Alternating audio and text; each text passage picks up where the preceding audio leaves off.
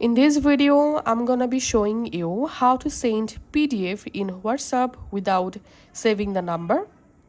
So go to your WhatsApp and tap on this new chat to go to your contact list. Under contact list, you have to tap on message yourself. So this is my own Instagram account, WhatsApp account. So just open your own WhatsApp chat, and here you have to type the WhatsApp account number whom you want to send a document.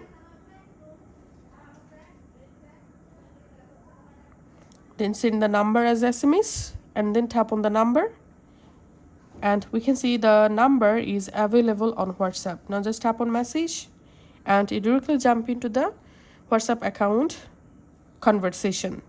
Tap on attachment, select document, and now from your phone select the PDF, which PDF you want to send. Tap on send, and we can see the PDF successfully sent to this WhatsApp account without saving number. Thanks for watching.